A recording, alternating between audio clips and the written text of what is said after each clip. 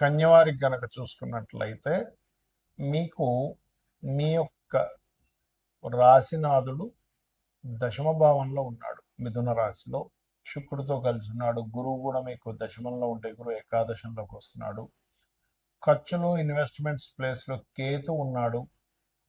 మరియు మీకు సప్తమంలో శని యొక్క సంచారం జరుగుతూ పరాక్రమ స్థానము స్పోర్ట్స్ స్థానంలో రాహు ఉంటూ అష్టమ కుజుడు, ఇది చాలా జాగ్రత్తగా పడవలసిన విషయం. అష్టమంలో కుజుడు ఉంటూ మీకు భాగ్యభావంలో రవి ఉన్నాడు. అయితే అష్టమంలో ఉండే కుజుడు 21వ తేదీ వరకు అక్కడ ఉంటాడు, తర్వాత భాగ్యంలోకి వస్తాడు. భాగ్యంలో ఉండేటువంటి రవి అంటే తండ్రి స్థానంలో ఉండేటువంటి రవి దశమ స్థానంలోకి జూన్ 14-15 తేదీల్లో మారుతున్నాడు. అదేవిధంగా ఆ బుధుడు కూడా మీకు 23వ తేదీ వరకు దశమంలో ఉంటూ 23వ తేదీకి లాభంలో మారడము. శుక్రుడు ధనాధిపతి అయినటువంటి శుక్రుడు మీకు ధనాన్ని ఇచ్చే కారకుడు అగైన్ గురువుని కలుస్తున్నాడు 9వ తేదీకి.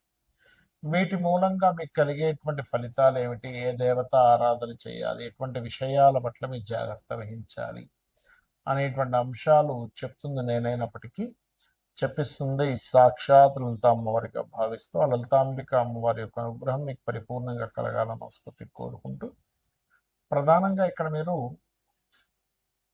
3వ అధిపతి అష్టమ స్థానంలో అష్టమాధిపతి కూడా అయ్యి కుజుడు అగ్నితత్వ రాశుల్లో ఉన్నాడు. కాబట్టి మీరు వాహనం మీద వెళ్ళేటప్పుడు అతి వేగము లేకపోతే ఏదైనా ఆవేశపూరితంగా కొన్ని నిర్ణయాలు తీసుకోవడము, కొంచెం కోపంతో ఒక రకమైన ఉద్రేకపరమైనటువంటి నిర్ణయాలు తీసుకోవడం అస్సలు చేయకండి కన్యవారు. అష్టమంలో అష్టమాధిపతి అగ్నితత్వ రాశుల్లో ఉండడం అనేటువంటిది ఒక రకంగా అది నీచభంగ రాజయోగం అన్ని వేరు. విపరీత రాజయోగాలు జన్మజాతకంలో చూసుకోవాలి, గోచారంలో కొంతవరకు పనిచేస్తాయి, కానీ ఈ విషయంలో జాగ్రత్తగా ఉండాలి. ఈ నెల మీకు ధనాధిపతి ఒక శుభగ్రహమైన బుధుడితో కలిసి ఉండడము, దాని తర్వాత వచ్చి గురువుతో కలవడం మూలంగా మీకు ధనపరంగా అభివృద్ధి అయితే ఖచ్చితంగా ఉంటుంది, అందులో ఎటువంటి సందేహం లేదు, గుర్తుపెట్టుకోండి. అలాగే మరొక విషయం ఏంటంటే కొంచెం అన్నదమ్ములతోని అక్క చెల్లెలతోని లేకపోతే ఎవరితోనైనా మాట్లాడేటప్పుడు అది కొన్ని మిస్కమ్యూనికేషన్స్ జరుగుతాయి. మీరు గతంలో ఎప్పటి నుంచో పలానా కోర్స్ చేద్దాము, కాంపిటీషన్ రిలేటెడ్ సంబంధించిన ఎగ్జామ్స్ రాద్దాము అనుకునేటువంటి వాటికి అనుకూలంగా ఉంది, లేదనేం లేదు. కాకపోతే ఇక్కడ 6లో రాహు ఉన్నందుకు స్పోర్ట్స్ రంగాల్లో ఉండేటువంటి వారికి బాగా కలిసి వస్తుంది. కాకపోతే వివాహ నిర్ణయాలు, వివాహ సంబంధించిన విషయంలో కొంచెం జాగ్రత్తగా ఉండాలి. ప్రధానంగా 7-8 తేదీలు ఎవరికి అప్పులు ఇవ్వకండి. అప్పు ఇవ్వడం వల్ల అప్పు తీసుకోవడం ద్వారా 7-8 తేదీలు మీరు ఇరుక్కుంటారు. 9-10 తేదీలు ఎట్టి పరిస్థితుల్లో వివాహ నిర్ణయాలు కానివ్వండి, పార్ట్నర్షిప్ సంబంధించిన విషయాలు కానివ్వండి, జాగ్రత్తగా ఉండండి. తొందరపడి ఏదో పార్ట్నర్షిప్లోకి వెళ్ళడం లేదా ఎవరైనా పార్ట్నర్గా తీసుకుని ఇటువంటివి చేయకండి. గురువు ఎప్పుడైతే లాభస్థానంలోకి వస్తూ మరో 2 గ్రహాలు కూడా వచ్చి కలుస్తున్నాయో కొంతవరకు చేసే వ్యాపారాల్లో లాభదాయకంగా ఉంటుంది. అదేవిధంగా కాస్త సంతానం కోసం చేసే ప్రయత్నం కూడా ఫలిస్తుంది, ఎందుకంటే అక్కడ ఉండే గురువు పంచమ భావాన్ని చూస్తున్నాడు, సప్తమ స్థానాన్ని చూస్తుంటాడు. కాబట్టి ఇష్టపడిన వారిని వివాహం చేసుకోవడానికి చేసే మీ యొక్క ప్రయత్నం ఖచ్చితంగా ఫలిస్తుంది. అయితే మీరు నిత్యము వెంకటేశ్వర స్వామి యొక్క ఆరాధన, నిత్యము వీలైతే హనుమాన్ చాలీసా చదవండి, అన్ని విధాల మీకు బాగుంటుంది, ఎటువంటి ఇబ్బంది కలగకుండా ఉంటుంది. ప్రస్తుతం గోచారంలో ఉండేటువంటి గ్రహాల యొక్క స్థితి మూలంగా మనం ఆల్రెడీ కొన్ని నెలల నుంచి చెప్తూనే వస్తున్నాం. కుజుడు అగ్నితత్వ రాశుల్లో ఉన్నాడు కాబట్టి విపరీతమైన ఎండల వల్ల వచ్చే ఇబ్బందులు ఉంటాయి, ఇది కొంచెం జాగ్రత్తగా ఉండాలి. నీటి వల్ల వచ్చేటువంటి వైరస్లు, గురువు అతిచారంలో కర్కాటకంలోకి వెళ్ళాడు కాబట్టి ధరలు విపరీతంగా పెరగడం తగ్గడం, అది గోల్డ్ అనుకోండి, సిల్వర్ అనుకోండి, అన్నీ కూడా మనం ఆల్రెడీ మే 11 నుంచే May first week second week నుంచి పెరుగుతాయని చెప్పాం, అదే రకంగా పెరుగుతూ వస్తున్నాయి. అయితే ఇక్కడ ఏంటంటే ఈ గోల్డ్ మీద ఇన్వెస్ట్మెంట్ చేయాలా, సిల్వర్ మీద ఇన్వెస్ట్మెంట్ చేయాలని చాలామంది అడుగుతుంటారు, భూముల మీద చేయాలని. ఒకటే గుర్తుపెట్టుకోండి, మీ జన్మజాతకంలో కనుక రవి గురువులు బాగుంటే గోల్డ్ మీద చేయొచ్చు, ఎఫ్లెక్షన్లో లేదు అనుకుంటే. చంద్రుడు బాగుంటే సిల్వర్ మీద చేయొచ్చు, కుజుడు బాగుంటే ల్యాండ్స్ మీద చేయొచ్చు. మీ చతుర్థ భావం కూడా బాగుండాలి, దాంతో కుజుడితో పాటు, అప్పుడు ల్యాండ్స్ మీద మీకు కలిసి వస్తుంది. అయితే ఎప్పుడు కూడా ఈ గోచార ఫలితాలు గోచారంలో ఇటువంటివి ఇస్తూ ఉన్నప్పటికీ మీ జన్మజాతకంలో అసలు ఏముంది అనేది చూసుకోవాలి ఎప్పుడు కూడా. మీ జన్మజాతకంలో కనుక మీకు లగ్నాధిపతి ఎలా ఉన్నాడు, లగ్నం ఎందుకు బలహీనంగా ఉందా బలంగా ఉందా, అది గోచారంలో ఏదైనా మీ లగ్నాన్ని ఎఫ్లిక్ట్ చేస్తుందా అనేది చూసుకోవాలి.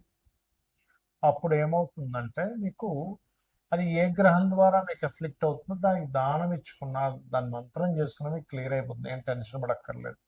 ఏలినాటి శని వచ్చేసింది, కాలసర్ప దోషం ఉంది, ఇలాంటివి ఏం పెట్టుకోకండి. మీరు నిత్యము మీరు మీ ఇష్టదైవాన్ని ఆరాధించుకుంటూ నిత్యము లలిత చదువుకోవడము, ఉదయం సాయంత్రం ఏదైనా చక్కగా ఒక ఆలయానికి వెళ్ళడం చేస్తే మీ చుట్టూ మీ ఆరాలో పాజిటివ్ ఎనర్జీ ఎప్పుడైతే వచ్చిందో దేనికి భయపడాల్సిన అవసరం ఉండదు. కాకపోతే ఇక్కడ ఏంటంటే ఆస్ట్రాలజీ ఎందుకుంది, జ్యోతిషాస్త్రం ఎందుకుందంటే మీకు ఒక మార్గం చూపించడం, జ్యోతి అంతే కదండి, వెలుగు, జ్యోతిష్యము అంటారు.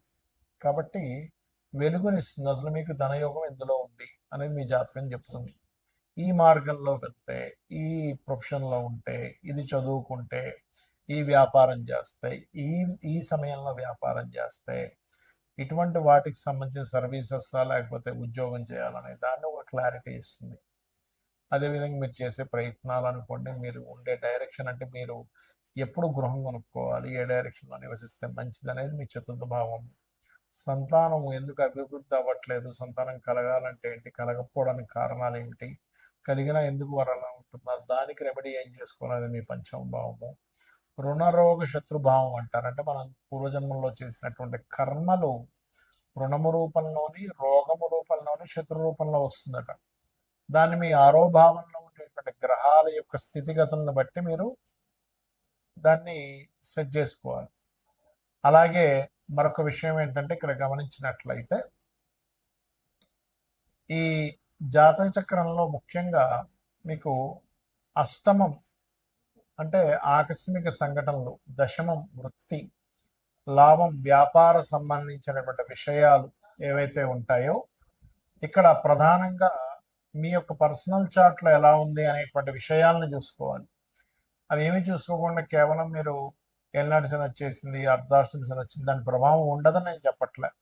అది ఉన్నప్పటికీ మీరు ఏలినాటి శని ఉన్న ఎవరైనా సరే ఓం అనాకలిత సాదృశ్య చుబుక శ్రీ విరాజితాయ మహామంత్రం చేసుకోవడము, గోవులకు కాస్త బెల్లము తినిపించడము, మరియు అదే విధంగా మరొక విషయం ఏంటంటే ఇక్కడ గమనించినట్లయితే ఈ యొక్క ఈ నిత్యము కూడా ఏలినాటి శని ఉండేటువంటి వారు కాస్త శనివారం పూట కాస్త ఏంటంటే నువ్వుల నూనె ఒంటికి రాసుకొని దాని తర్వాత స్నానం చేయడం ద్వారా కూడా మీకు ఏలినాటి శని యొక్క ప్రభావం తగ్గుతుంది, గుర్తుపెట్టుకోండి. ఇక మీరు ఇంకొక విషయం ఏంటంటే ఇక్కడ మీరు అర్థం చేసుకోవాల్సింది, ఇన్వెస్ట్మెంట్స్ చేసే విషయంలో, విదేశాలకు వెళ్ళే విషయంలో కూడా ఒక సమయం అనేటువంటిది ఉంటుంది.